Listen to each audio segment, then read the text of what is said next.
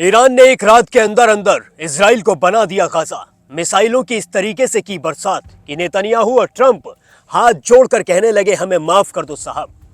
आदाब, नमस्कार, Sat Sri Akal, peace to be with you दोस्तों। मेरा नाम है जुनैद भाटी और आप देख रहे हैं द न्यूज फीवर। जैसा कि आप सभी जानते हैं कि मिडल ईस्ट के अंदर इस वक्त हालात बहुत ज्यादा तनावपूर्ण है।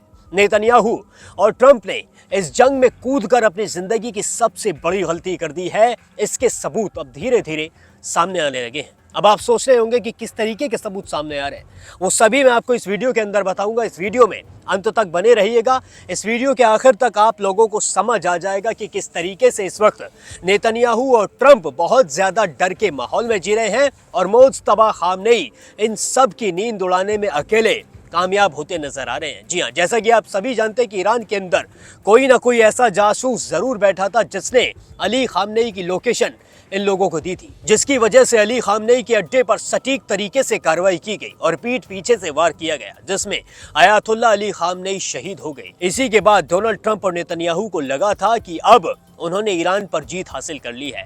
अगर उन्होंने अली खामनेई को मौत के घाट उतार दिया है तो फिर अब ईरान उनका हो गया। लेकिन इन दोनों की ये जो सोच थी ये पूरी तरीके से गलत साबित हुई। मुज्तबा खामनेई ने कुछ ही दिन के अंदर अंदर गद्दी संभाली और सारी अफवाहों को दरकिनार करते हुए, मौत की अफवाह को और बुरी तरीके से घायल होने की अफवाह को सबको दरकिनार करते हुए एक नई वीडियो जारी कर दी, जिसके अंदर वो अपने शागिर्दों से बात करते नजर आ रहे हैं, उन्हें समझाते नजर आ रहे हैं और तो और वो बहुत ज्यादा दिमाग के साथ पूरे दिमाग का इस्तेमाल करते हुए अटैक भी करते नजर आ रहे हैं। जिस तरीके से अभी तक इराक पर, कुवैत पर, सऊदी पर, दुबई पर इन सभी के एयरबेसेस को निस्ते नाबूद कर दिया गया है, सभी एयरबेसेस को तबाह कर दिया गया है अमेरिका के, उसी तरीके से अब अमेरिका का जो F-35 फाइटर जेट है, जी हाँ, F-35 फाइटर जेट की मैं बात कर रहा हूं, जो अमेरिका का सबसे ज्यादा सुरक्षित और सबसे ज्यादा ताकतवर फाइटर जेट माना जाता है, उसे पूरी तरीके से खत्म कर दिया है, उसे निस्ते नाबूद कर दिया है ईरान ने। जी हाँ, ईरान ने उसे मार गिराया है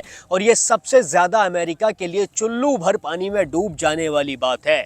बेशक अभी तक डोनाल्ड ट्रंप इस बात को मानने से इनकार करते नजर आ रहे हैं, लेकिन जिस तरीके से IRGC ने बताया है और जिस तरीके की तस्वीरें सामने आई हैं, उन्हें देखकर साफ तौर पर दिखाई दे रहा है कि F-35 को उन्होंने पूरा तरीके से निस्ते नाबूद कर दिया है। चलिए, ये तो बात रही F-35 तक। अभी तक सभी को लग रहा था कि ईरान ने बहुत बड़ा कारनामा कर दिया, इससे बड़ा कारनामा आखिर क्या होगा, लेकिन इसके बाद एक और कारनामा हुआ। जी हाँ, इजराइल का F-16 fighter jet, F-16 fighter jet जो इजराइल की आन बान शान माना जाता है, उसे भी अब ईरान ने तबाह कर दिया है। जी हाँ, इजराइल का F-16 फाइटर जेट को मार गिराया है ईरान ने। और फिर इसके बाद जो रात गुजरी है, जो ईद वाली रात थी जो गुजरी है, उसमें ईरान ने ऐसा अटैक किया जो इजराइल के परमाणु ठिकाने से सिर्फ 10 किलोमीटर दूर था। जी हाँ, जहां पर इजराइल का न्यूक्लियर प्लांट है, जहां पर इजराइल का परमाणु ठिकाना है, वहां से सिर्फ 10 किलोमीटर दूर जहां पर रिहायशी इलाका है, वहां पर ईरान ने अटैक कर दिया। जी हाँ, वहां पर कई मिसाइलें मारी गई, लेकिन उनमें से एक मिसाइल ऐसी थी जो जाके सीधे अड्डे पर गिरी है और वहां पे जो रिहायशी इलाका है उसे पूरी तरीके से राख में बदल कर रख दिया। जी हाँ, पूरी तरीके से आग में बदल दिया, उसे आग के गोले में तब्दील करके रख दिया। और इसी के बाद से नेतन्याहू के रातों के जो ख्वाब हैं उनमें भी अब ईरान के सुप्रीम लीडर मुज्तबा खामनेई आने लगे हैं। और इसी वजह से अब नेतन्याहू ने ट्वीट करके खुद कह दिया है कि ये जो हमला है, ये सबसे खतरनाक हमला अभी तक का ईरान की तरफ से हमारे ऊपर किया गया है। जी हाँ, ये जो बयान है ये साफ तौर पर कहता हुआ, चिल्ला चिल्ला कर बयां करता हुआ नजर आ रहा है कि नेतन्याहू अब डर के माहौल में है। फिर इसके बाद डोनाल्ड ट्रंप का भी बयान सामने आया। डोनाल्ड ट्रंप कहते नजर आ रहे हैं कि भैया हम सीज फायर करने के लिए तैयार हैं, अब हम जंग को रोकने के लिए तैयार हैं, किसी भी तरीके से इस जंग को रुकवाया जाए। वही डोनाल्ड ट्रंप जिसने ये जंग शुरू की थी, जिसको लगा था कि वो ईरान को नक्शे से बदल देगा, जो कह रहा था कि अली खामनेई की जो औलाद है, अली खामनेई का जो खानदान है, अली खामनेई का जो खून है, वो अब ईरान का सुप्रीम लीडर नहीं बनेगा। लेकिन डोनाल्ड ट्रंप की इन सारे बयानों को दरकिनार करते हुए ईरान की तरफ से अली खामनेई के बेटे मुज्तबा अली खामनेई को वहां का रहबर बनाया गया, वहाँ का सुप्रीम लीडर बनाया गया, और अब जिस तरीके से फैसले लिए गए हैं, जिस तरीके से दुनिया ने देखा है कि ईरान सबसे अकेला अलग थलग पड़ा हुआ है, सारे जो इस्लामिक कंट्रीज़ हैं वो सब अमेरिका के तलवे चाटती नज़र आ रही हैं इस वक्त, लेकिन ईरान ने फिर भी उन सबको दिखा दिया है कि वो अकेला काफ़ी है, वो अकेला शेर है और वो अकेला काफ़ी ही रहेगा।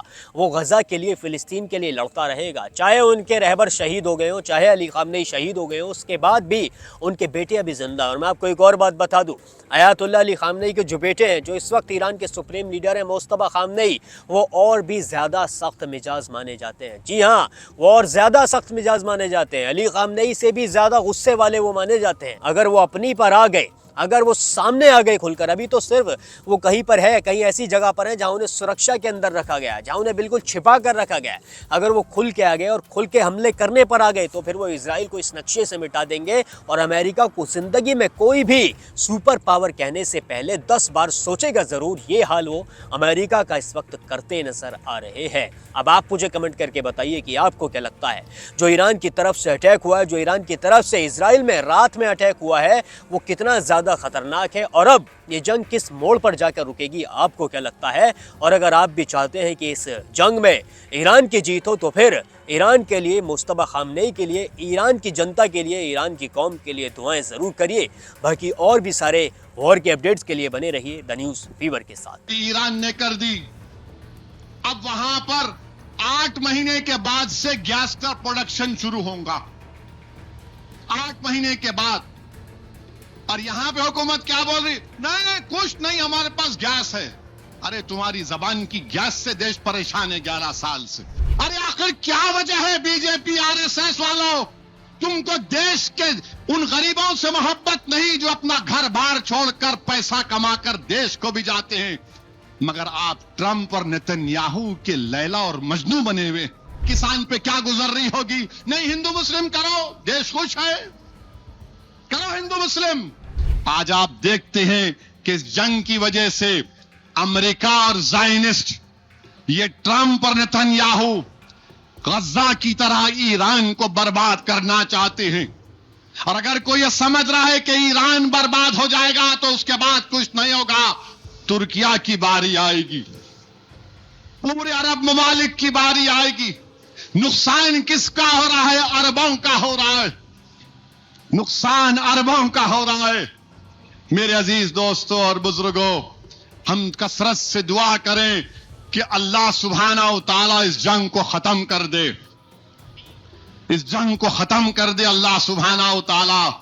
और अल्लाह सुब्हाना व तआला से हम दुआ करते हैं कि ये जो असासे जात हैं जो अरब ममालिक में हैं, ये सदका है मेरे आका मोहम्मद सल्लल्लाहु अलैहि वसल्लम का, कि जिस सरजमीन पर आका के खद्म मुबारक चले, वहीं पर तो जमीन के नीचे से अल्लाह ने उसमें दौलत रखी।